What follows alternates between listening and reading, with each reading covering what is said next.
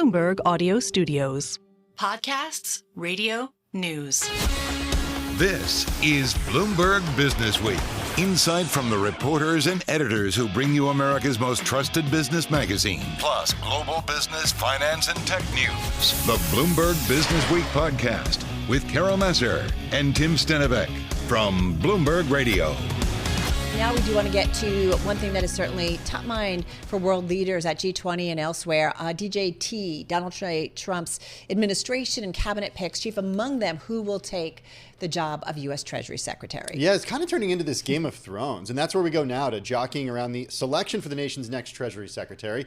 Bloomberg Businessweek national correspondent Josh Green joins us on that, and on his Businessweek story on the president-elect's impossible task.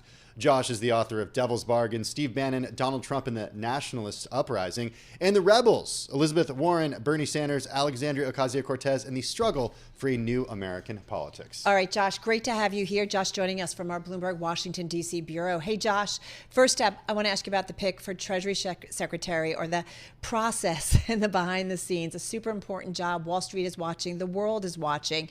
What are you hearing about this process? Yeah, I'd put process in quotes, first of all. I mean, it's turned out into like an absolute bloodbath with competing candidates stabbing each other in the back. And what you have now is a list of people who are under consideration: Howard Lutnick, Scott Bessent, Robert Lighthizer, the former trade representative. None of them has been named. There's a lot of jockeying going on behind the scenes. Trump himself doesn't seem to be happy with any of the candidates. And as we report in Bloomberg, he's very unhappy that these fights have spilled out into public view. So the latest we're hearing is that Trump is sort of casting about for somebody who would fill what he thinks is the role of Treasury Secretary, meaning somebody big, powerful, respected by Wall Street. Some of the names we're hearing and have reported: Mark Rowan of Apollo, Kevin Warsh, the former Fed governor. There are other dark horse names floating around, but right now everybody in Washington is trying to figure out, where the musical chairs will stop and who will wind up in that very important position. Is it hard to find somebody who's respected by Wall Street but also believes what Donald Trump believes when it comes to tariffs, Josh? Yeah, I think that's exactly the tension.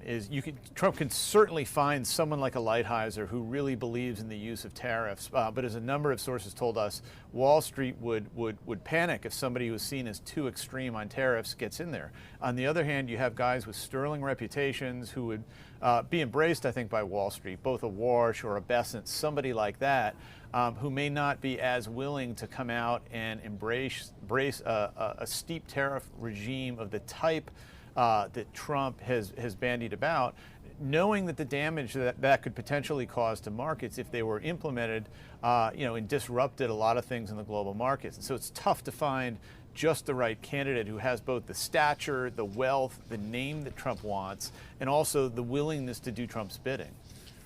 Hey, Josh, we have not had a chance to talk to you about the election outcome. You really wrote the book on understanding Donald Trump's first run at the White House and his win that time around. What do you make of him winning a second term? I think it was a surprise to a lot of people, but in a lot of ways, it's a much more impressive victory than his win in 2016, which took a lot of people by surprise. He did not win a majority of the popular vote that time. Looks almost certain that he will this time. And I think what's most important is the coalition that Trump put together in winning the 2024 election. There were both the kind of high wattage billionaire supporters, people like Howard Lutnick and Elon Musk. But on the other hand, Trump cobbled together a really racially diverse working class coalition that we hadn't seen the last time around. A lot of voters that traditionally vote Democrat were persuaded to come over and vote for Trump. And as a result, he has a really big coalition, as I write about in the new issue of Businessweek. Trump has pursued this kind of what I call plutocratic populism. And I think the main tension in his second presidency is going to be how to balance the interests of working class people with the interests of the billionaires and Wall Street crowd, who are another important coalition for him. So let's talk a little bit about that, Josh, because you came with receipts, you have the numbers here. Why is that an impossible task? Why is he unable to do that and make good on really every promise that he made on the campaign trail? Well, if you look at exit poll numbers, and just in my own interviews with undecided voters and people who are Trump supporters, a lot of what drove Trump's support was voter anger, especially working class voter anger over inflation, high prices, for which they blamed Kamala Harris personally. They didn't want her back in there. They remember the Trump era, rightly or wrongly, as a time of lower prices, lower inflation, strong paychecks for everybody, and so they voted for Trump in the hopes that he would bring that back. But if you look at what some of Trump is planning to do, the first item on his agenda looks to be extending his 2017 tax cuts and maybe even cutting corporate taxes deeper than he did the first time around, which would be very exciting to his Wall Street contingent, to his billionaire contingent, but it could certainly help exacerbate inflation, as could a steep round of tariffs. So on the one hand, you could satisfy one half of the coalition, but if the cost of that was for prices, inflation, and interest rates to rise again, then a lot of the same working class voters who supported him 2 weeks ago could potentially turn on him and Republicans in the midterm elections and hand power back to the Democrats. Hey, how much do you think, though, Donald J. Trump thinks about the midterms at this point? All right. I mean, essentially, right? This is his second term. He's a lame duck president. He can do a lot of stuff, and he's got a Congress. But how much do you think he thinks about what happens at midterms versus following through on his mandate? It's a great question, Carol. It's one I've asked to some people around him, and the truthful answer I got is he doesn't really care at all. What he cares about is his approval rating. He'd like to have a booming stock market the way he did in his first term. And so part of the thinking in Trump world is that even if he did promote someone to Treasury Secretary who got behind this tariff regime and things went badly in the economy, if the market were to fall, that might be a kind of disciplining mechanism for Trump to step back a little bit, because he really does view the stock market, the S&P, as a kind of verdict on the success or failure of his presidency. But certainly thinking about the fortunes of congressional Republicans in 2026 is probably not top of mind for Donald Trump right now. That's interesting to hear. Why do you think that is? Because it sort of does provide, to a certain extent, a check on what he's able to do. Because if he puts policies into place that are unpopular among his base, then he could really pay a price in the midterms. Yeah, he could. I mean, I've gotten a couple answers from that in my reporting. One is that Trump simply does not believe what most mainstream economists believe, and that is that tariffs are inflationary and the costs will be passed along to consumers in the form of higher prices. I and my Businessweek colleagues got to ask Trump about that for a Businessweek cover interview we did with Donald Trump back in July at Mar-a-Lago, and he simply disagrees. He said, well, if tariffs were inflationary, we would have had inflation during my first presidency when I imposed rounds of tariffs, and we didn't, and therefore it's not going to be a problem. A lot of people around Trump publicly, surrogates, have taken to echoing those points. So as one of my sources pointed out to me in my current Businessweek story, Trump doesn't believe that tariffs are inflationary. Therefore, he's not going to believe it until they're implemented and until we see inflation. So to me, that suggests that we may be in for a rocky ride financially, economically, over the next 4 years if Trump is able to go ahead and do what he says he's going to do. And there are fewer guardrails and fewer brakes with Republicans controlling all three branches of Congress now than there were last time around. So I think his theories on tariffs and everything else may get a real test run. I also do wonder, Josh, do you think Donald Trump thinks about his legacy? 2 assassination attempts, one that we, obviously more serious, it seems, certainly than the other one. But I do wonder if he's an older man, right? We all get older. We start to think about kind of our life's impact. Is this your understanding of him? You think he's thinking about that in the second term? I'll say this. I'll say that, he and I have never had that discussion, but from everything I've seen from him, from everything I've heard from people around him, Trump tends to live in the here and now. I mean, he is responsive to the cable chyrons that he sees on TV. He's responsive to the closing price in the stock market. He's responsive to, whether or not the Justice Department is going to convict him and send him to jail, which it doesn't look like they are now. Not so much thinking about how his obituary will look in the New York Times. But that being said, look, all presidents like to succeed. I'm sure Trump would like high approval numbers. And a lot of the signifiers that Trump looks to for validation, things like the level of the stock market, the wealth of the United States, the trade deficit. Those are all measuring sticks that I think Trump is going to use to measure his own performance. And we'll have to see if he can get those boosted along the lines that I know he wants to, based on the policies that he said he's going to pursue, and if he can do it without breaking apart that broad coalition of both Wall Street folks and working class folks that got him elected on November 5th. Josh, speaking of policies, do you believe that he will actually make good, based on the folks you talked to, of deporting millions of people who are here illegally on day one? He's certainly shown every sign that he intends to do that, both from the people he's put in top-level positions, people like Stephen Miller and Tom Homans, that would lead that effort, to some of the comments he's made more recently about being willing to deputize U.S. law enforcement to help carry out this deportation. So everything we've seen so far suggests that, yes, Trump is very serious about that and intends to pursue it as president. Hey, just 30 seconds here to wrap up, and you wrap up your piece. I mean, Donald Trump may also just be lucky in terms of timing, right? Policies put in place by the Biden administration, he may reap the benefits of. Just quickly. Yeah, I mean, the thing that galls so many Biden people and so many Democratic sources is, look at the economy Joe Biden has bequeathed Donald Trump. We have inflation coming down. The stock market is at record highs. We have all these new jobs in manufacturing, factories being built all across the country with money that Biden really helped put in place. And now Donald Trump is about to take over as president and reap the political benefits and credit for all of those things. Great timing for Donald Trump. Not so great timing for Joe Biden. It's always about timing, isn't it? All right, Josh Green, good stuff. Thank you, thank you. Bloomberg Businessweek national correspondent. Check out his story on the Bloomberg and at Bloomberg.com/Businessweek. You're listening to the Bloomberg Businessweek podcast. Catch us live weekday afternoons from 2 to 5 p.m. Eastern. Listen on Apple CarPlay and Android Auto with the Bloomberg Business app. Or watch us live on YouTube. Robert F. Kennedy Jr.'s selection to serve as President-elect Donald Trump's top health official is prompting questions from policy watchers over how the pick will handle the range of health and really key health policies that would fall under his purview. He's an environmental lawyer and vocal vaccine skeptic. He's publicly taken positions against food additives and immunization recommendations, but the nominee for Secretary of the U.S. Department of Health and Human Services has been relatively quiet on many of the other issues he would oversee, while leading 13 supporting agencies and more than 80,000 federal employees. So let's get to the interview. We got with us Dr. Paul Offit, director of the Vaccine Education Center at the Children's Hospital of Philadelphia, who joins us from Philadelphia. Doctor, good to have you with us. How might RFK Jr. impact healthcare, food, medical research, and more here in the U.S.? He's a virulent anti-vaccine activist. He's a science denialist, and he's a conspiracy theorist. This is not the kind of person you want to head health agencies. I mean, he has said that no vaccine is a benefit.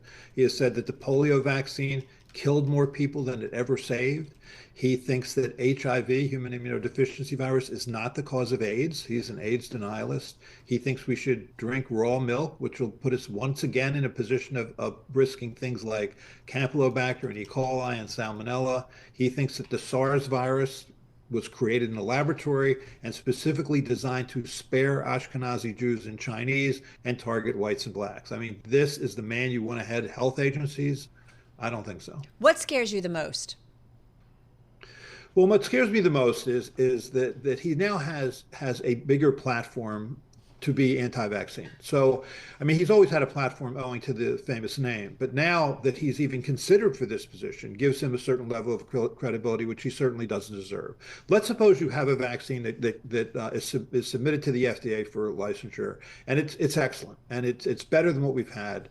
I think, say I'm on the FDA Vaccine Advisory Committee. Let's say that we recommend a licensure, and then the FDA considers that recommendation and agrees. He could say, no, I think there needs to be more study. Similarly, he could try and strip away the CDC's capacity to recommend vaccines. He could take the advisory committees to both those agencies, FDA and CDC, and try and stock it with people who are similarly like-minded science denialists such as himself.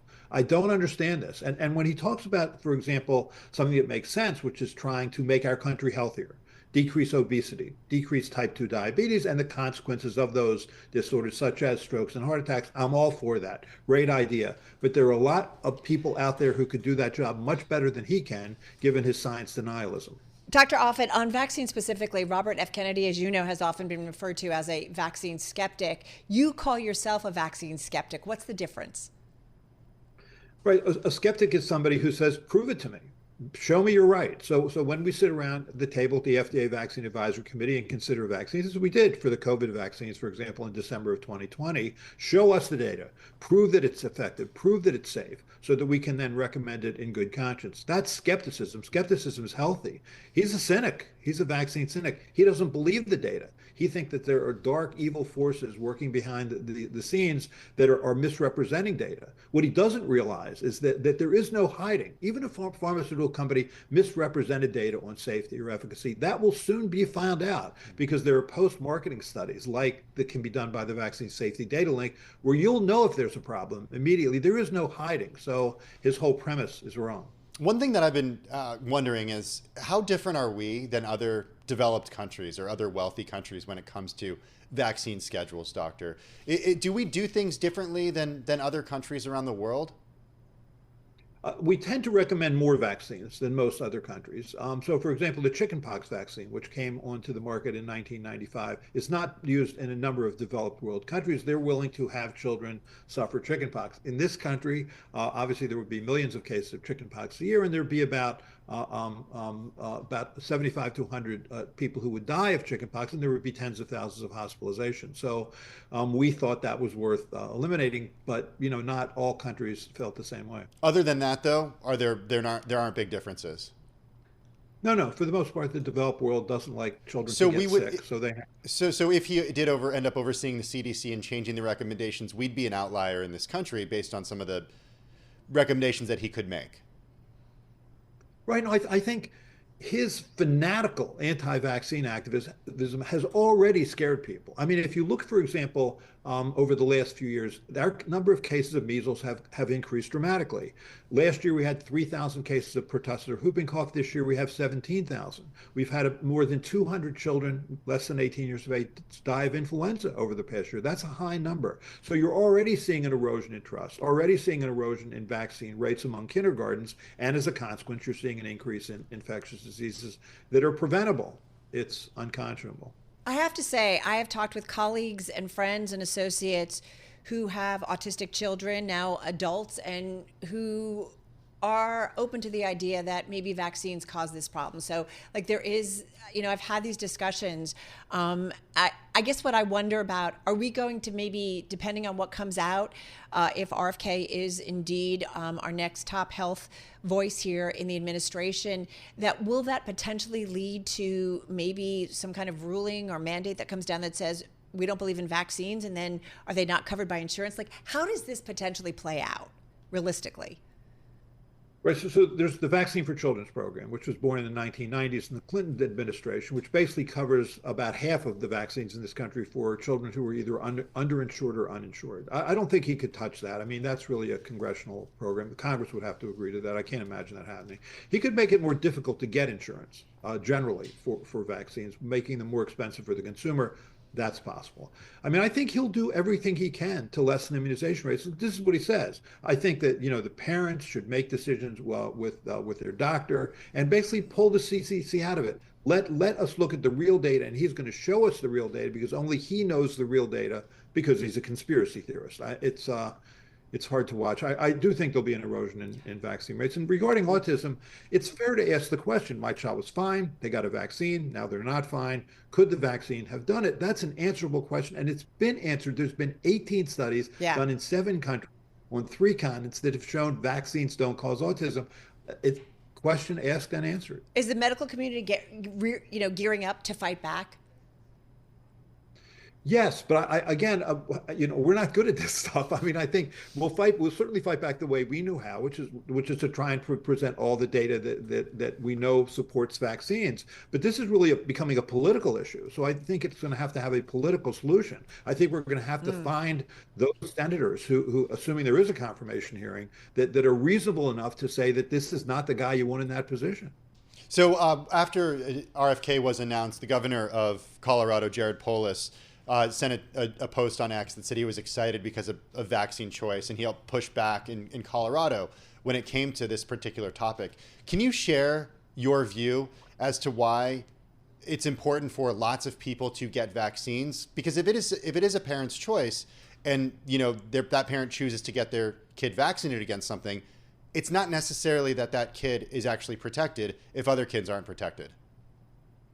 Exactly right. So if you step on a rusty nail and you go to the doctor and you say, I don't want a tetanus vaccine, and you get tetanus, no one's going to catch tetanus from you. It's not a contagious disease. Measles is, influenza is, and others are. So a choice not to get a vaccine is a choice not only for yourself, but for those with whom you come in contact. And remember, there are about 9 million people in this country who can't be vaccinated because they're getting chemotherapy for their cancer or immune suppressive therapy for their autoimmune diseases. They depend on those around them to protect them. Do we have any responsibility for our neighbors? It is hard to watch. If you look what happened with SARS-CoV-2, those counties that were generally under-vaccinated had much higher rates of hospitalization and death than those counties that were highly vaccinated. And that affects the people. If you're better off actually being unvaccinated living in a highly vaccinated community than being vaccinated living in a highly unvaccinated community. That's wild to hear. What about the power of states and local municipalities over this? For example, I have a kid in the New York City public school district, and he has to get a certain number of vaccines in order to actually be able to go to school. That's a way for them to say, okay, well, we are making this choice, or for the parent to make this choice, to vaccinate their kids against these things. Isn't there power there at the local level?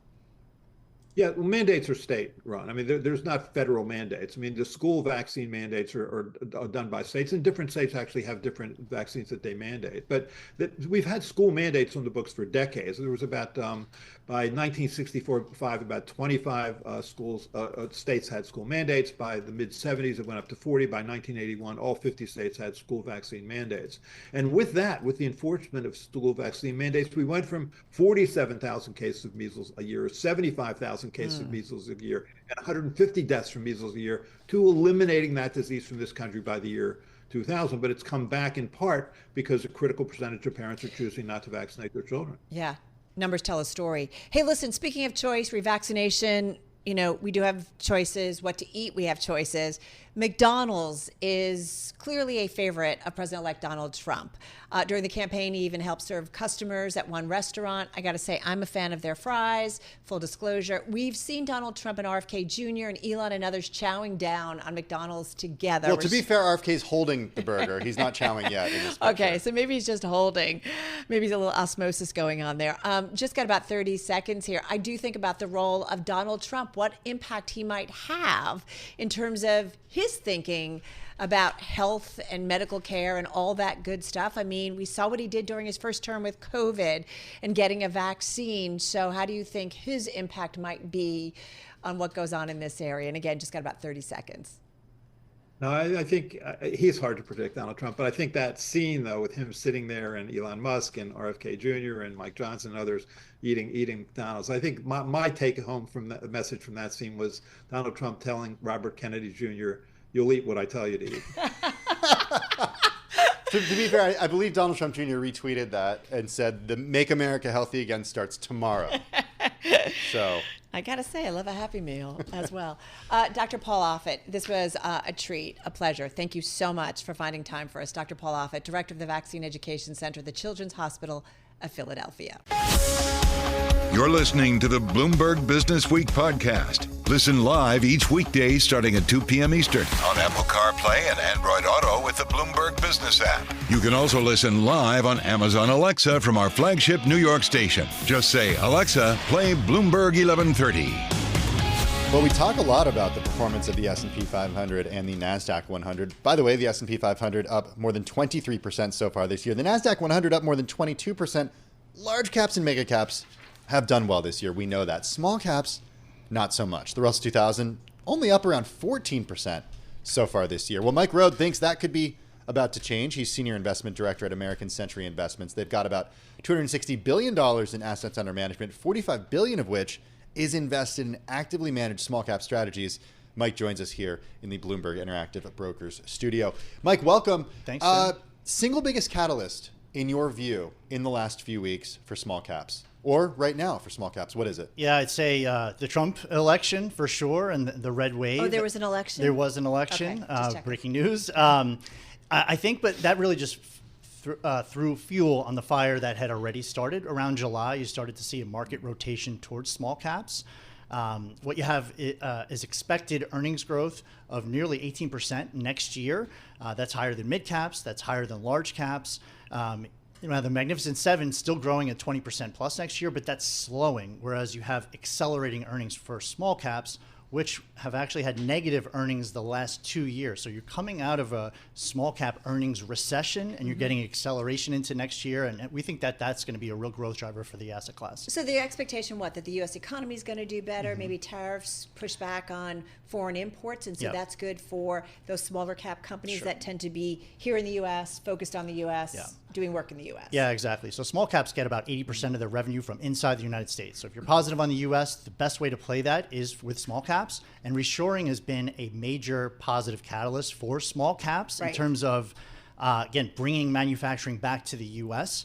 And with Trump getting elected and tariffs are likely kicking in, that's probably going to accelerate reshoring even more, and small caps are the best way to play that. Mike, one thing I wanted to ask you, since the election, what have you seen in terms of investment flows? Because if you look at the Russell is up about 2% since the election. It's pretty much the same as the S&P 500. Where has money been going into since the outcome? Yeah, so there's been about $8 billion that's flowed into the small cap ETF since November. That's pretty good, but you actually saw $10 billion in July when the thought was that we were starting a kind of rate cut cycle. So you still haven't seen it. Now, if you look at how large small caps are in terms of the percentage of the broader U.S. equity market, still less than 4%.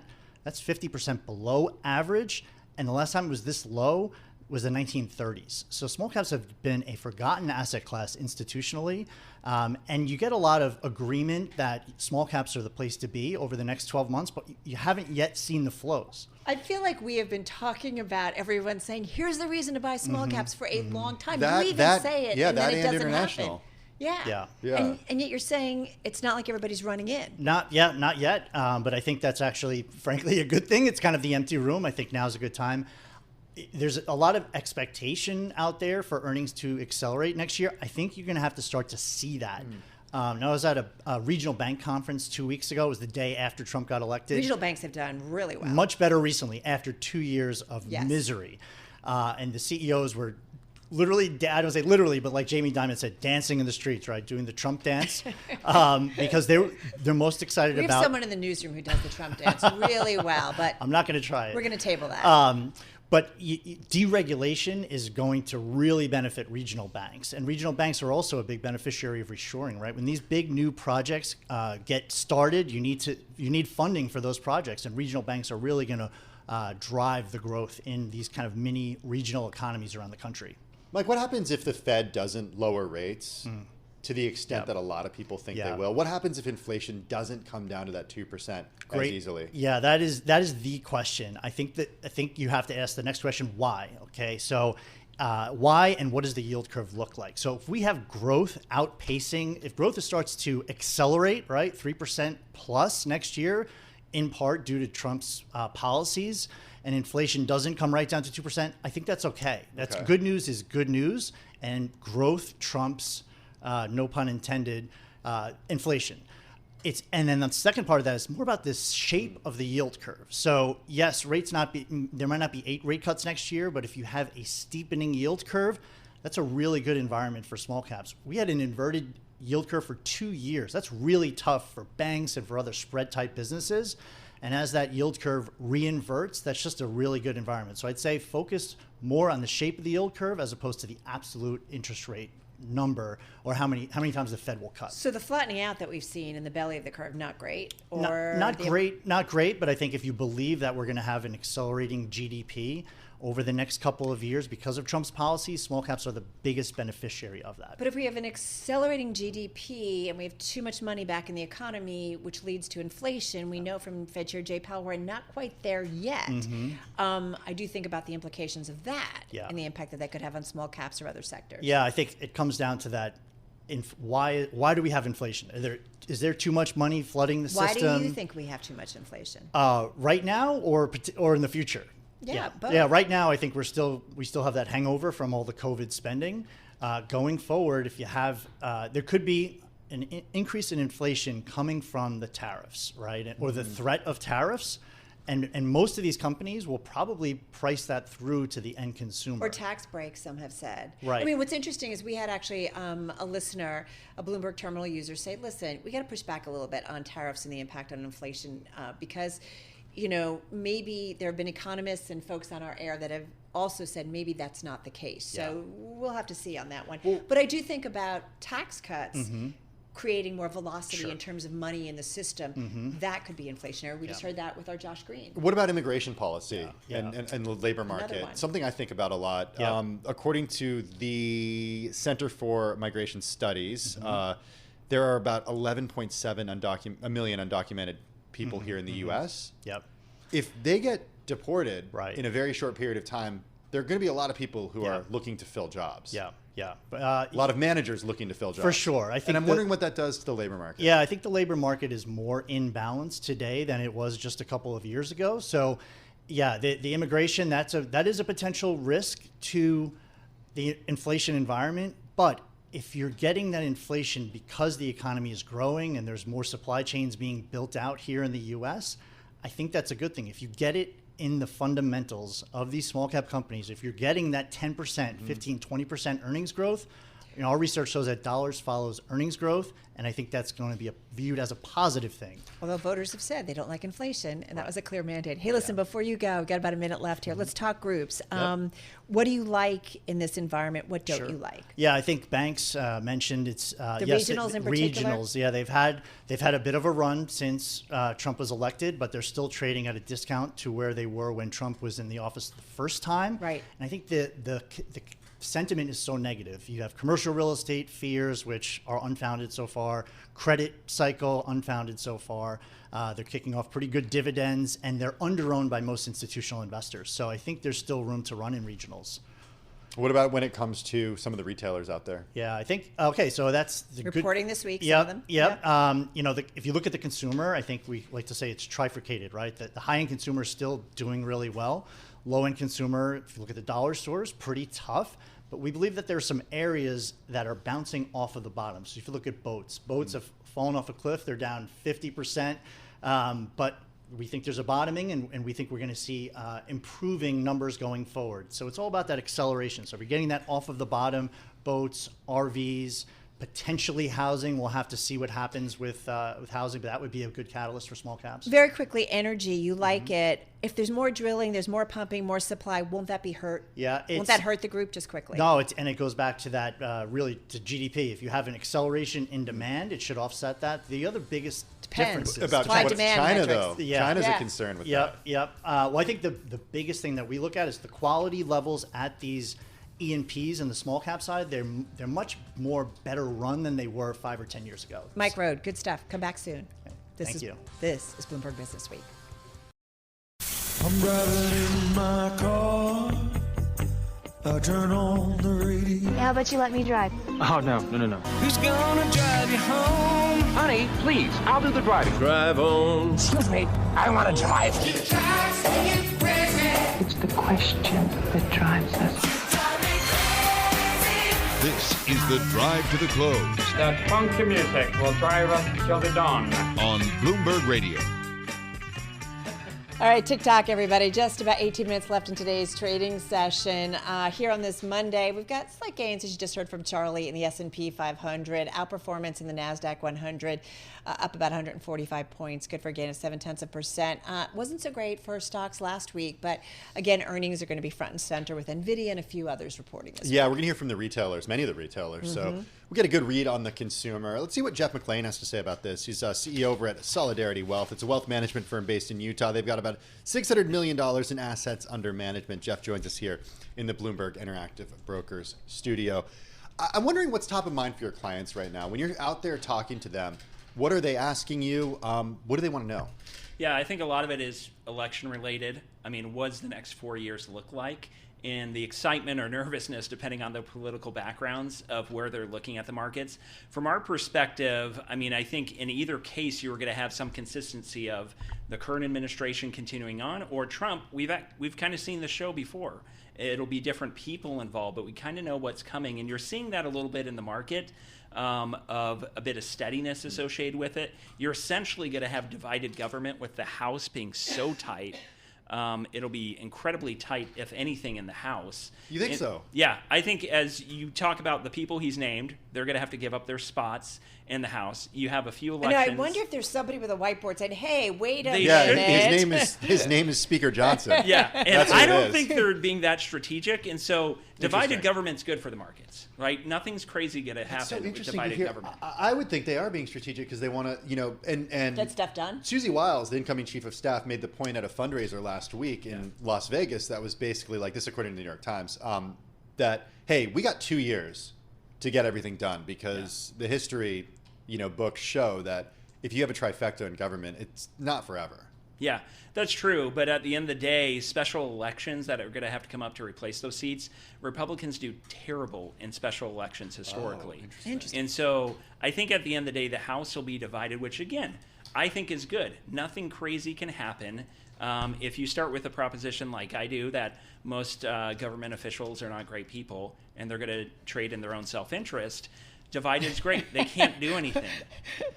Jeff's opinions are his own. There's a lot of places I could go with this. Because, where do you want to go? Well, is that a concern to you in terms of the way that the government has been run and the way that the government potentially will be run in the new administration? There are a lot of folks very close to the president who have a lot of money. Yeah, and I would say that's always true, right? Whenever there's power, money is attracted to it. And so that's always been the case. I think long-term, is that a problem? Yeah, short-term, no, I don't see any issues there. I do think some of the changes they're going to make do help certain sectors over others, right? RFK Jr., Pharma has obviously traded down since that name was nominated to the position. That's probably justified. We'll see if he gets confirmed. Yeah, that's a big if. All right, so the week after the election, I'm going back to not last week. Last week, stocks were down about 2% if I'm looking at the S&P 500. The prior week, they were up about 4.7%. Right. So we've seen a little bit of a correct, but not all the way back. I mean, are what we're seeing right now is, all right, some enthusiasm, but we don't really know what policies are ultimately going to be put into effect. So hold on, everybody. Kind of slow your roll and let's see. Yeah, as a long-term... Or is there anything that you feel like you can bank on right now in terms of a Trump administration, what it means for a play in the equity trade? Yeah, from a long-term perspective, all of it right now is noise. From a short-term trading perspective, volatility is going to continue to spike with every new announcement, depending on... Because he's not going to nominate an steady, keep it as it is type person. He's just not. And so every new announcement is going to drive volatility in a specific like it kind of did in the first term. Yeah, and it did, but you're going to see that with the Treasury, whoever he names in the cat fighting that's involved right now, whoever he names, you're going to see some trades based on whoever that is, depending on if it's someone from a traditional finance background or is it someone outside, right, an unknown to the financial world. I got to say, these conversations, I like macro, but it's like, okay, so what do we do? Yeah. Because if you've got a portfolio, you're thinking about it. I think about investments. I'm like, what do I do? Do I things have had a nice little run this year, but is it going to get a little sketchy next year? We just don't know. So what do you say? You are, responsible for managing the wealth of your clients. Yeah. What do you do right now? Have you made any changes to portfolios since the election outcome? Yes. Ah, yes, we have. What have you done? And so, I think part of that is trimming allocations in certain segments and areas that aren't going to do well. So generally speaking, defense could be a problem if, for example, you own Lockheed Martin, right? Mm-hmm. They are going to be a target of what Vivek and Elon Musk are doing. Their no-bid contracts probably not going to be looking good here in the next couple months if Elon Musk and his team are successful. Another group that could be... Until senators and members of Congress and House reps say, by the way... Our constituents are pretty upset about this. Yeah. Yeah, there is part of that. But remember, from an administrative law perspective, presidencies have enormous power to do things independent of Congress in both administrations. And so they can drive significant change. Just changing the no-bid contract thing alone to ban any no-bid contract, that's a problem. What does that mean? So nobody can bid? Right. So they direct it directly to Lockheed Martin of you win this contract, and it's not an open bidding process for that government contract, which are billions and billions of dollars. Which is the opposite of what it's always been. You've seen Elon Musk fight this from his side of saying, hey, we can do these things. We're doing them way cheaper than NASA and all these other things. But yet NASA's getting these, or Boeing is getting these gigantic contracts and are not performing. So trimming defense, what else have you been doing for your clients since the election? I think Boeing's, and although I agree with their CEO change, I think that's a good move. I think long-term Boeing could be good. From a short-term perspective, Boeing's problematic for a variety of reasons. It has been, and I would argue it's going to continue to be problematic from a go-forward. I think there's also some trading opportunities in what I would call the anti-ESG trade, those kind of industries that aren't favored in the ESG, where that's at times defense like Palantir, which will probably be a winner from this administration, oil and gas, although not broadly like your Exxon or Chevron, but think of the pipeline type of producers and those actually pulling the minerals out of the ground. Even if we see a decline in demand? Or yeah, demand I think concerns? from a long term, they have some great opportunities because you're more likely to find value there. Because the huge part of return is what you're buying it for. Yeah. Because of the disfavored nature of those industries, you can get better valuations than the broader market. And so over time, that's going to play out. Even if some people want to hold their nose at it, we still need oil. It funds just about everything in our society. You're the second person today that is looking at small caps. Forgive me, only about 25 seconds. You like small caps? Put money there? Or you are putting money there for your clients? We are, and I like it from a go-forward perspective. You have to be careful, right? Not all small caps are created equal, but yeah, small caps can be an incredible opportunity right now based on valuation simply compared to large caps. All right, we got to leave it Very there. cool. Wish we had more time. Good stuff. Come back. Thank you. Really appreciate it. Jeff McClean. He's Chief Executive Officer at Solidary Wealth. As we said, they're based in Utah. Get any snow yet? Yeah, it's snowing right now, actually. All right. Ski season is here. Come to Utah. Skier. Have you ever skied in Utah? Of course. Of course he has. What do I know? Very easy flight. Yes, All right. it is. This is the Bloomberg Businessweek podcast, available on Apple, Spotify, and anywhere else you get your podcasts. Listen live weekday afternoons from 2 to 5 p.m. Eastern on Bloomberg.com, the iHeartRadio app, TuneIn, and the Bloomberg Business app. You can also watch us live every weekday on YouTube and always on the Bloomberg Terminal.